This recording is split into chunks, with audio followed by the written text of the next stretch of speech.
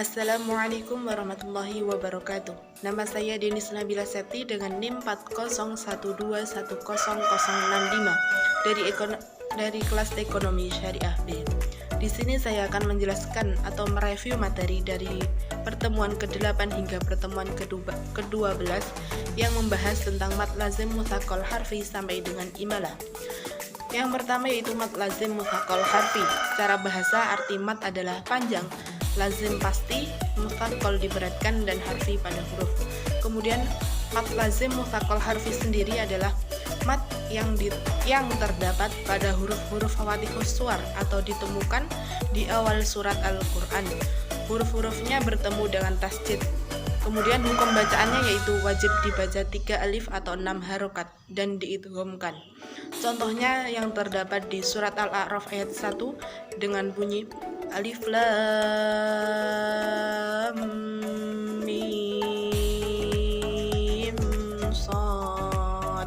Kemudian yang terdapat di surat Al-Baqarah ayat 1 yang berbunyi alif lam mim.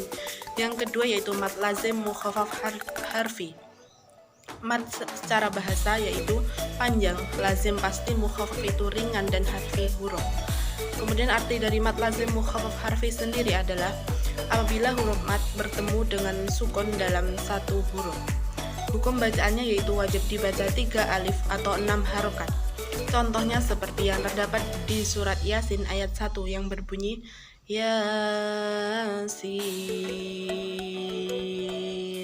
Kemudian yang terdapat pada surat An-Naml ayat 1 yang berbunyi Sin.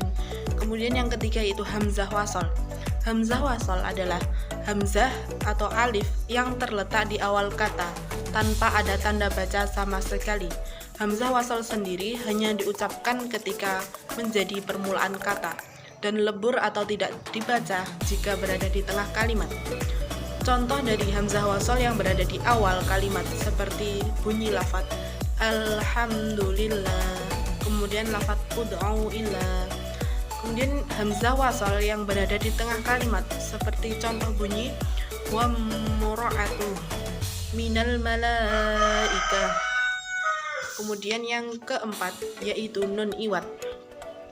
Nun iwat adalah nun yang digunakan sebagai pengganti tanwin dan disebut nun wasol, yaitu sebagai penyambung antara tanwin dengan huruf sukun atau mati. Letak nun iwat itu dibagi menjadi 2. Apabila nun iwat terletak di antara wakof dengan permulaan ayat, apabila dibaca itu hukumnya wasol, apabila tidak dibaca itu hukumnya wakof. Kemudian yang kedua, jika nun iwat terletak tidak pada wakof dengan permulaan ayat, maka hukum membacanya yaitu dibaca wasol. Contoh dari nun iwat yang berada di awal ayat yaitu seperti contoh di surat Al-Furqan ayat 1 dan 2 yang berbunyi Nadiron nilladzi lahu mulkus samawati wal ard. Kemudian nun iwat yang berada di pertengahan ayat seperti contoh di Quran surat Al-A'raf ayat 177 yang berbunyi sa'amathanil qaumul ladzina kadzdzabu biayatina wa anfusahum. Kemudian yang kelima yaitu ismam. Ismam artinya menggabungkan, memadukan, atau mencampurkan.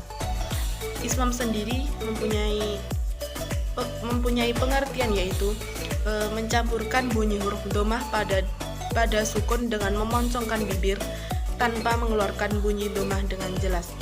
Contohnya seperti yang terdapat pada Quran surat Yusuf ayat 11 yang berbunyi Qalu ya abana malaka la Qalu ya abana malaka la ta'manna ala Yusufa wa inna lahu lanasihun. Kemudian yang terakhir atau yang keenam yaitu imalah. Arti imalah adalah memiringkan atau mencondongkan. Sedangkan menurut istilah, arti imalah adalah memiringkan bacaan fathah kepada bacaan kasroh atau memiringkan bacaan alif kepada ya. Hukum bacaannya yaitu memiringkan huruf yang berharokat fathah kepada yang berharokat kasroh dengan panjang satu alif atau dua harokat, seperti halnya mat tabi'i. Contoh dari imalah sendiri terdapat pada Quran surat Hud ayat 41 yang berbunyi wa qala irkabu fiha bismillahi majriha wa mursaha inna rabbi laghafurur rahim. Sekian pemaparan materi ataupun review materi dari saya.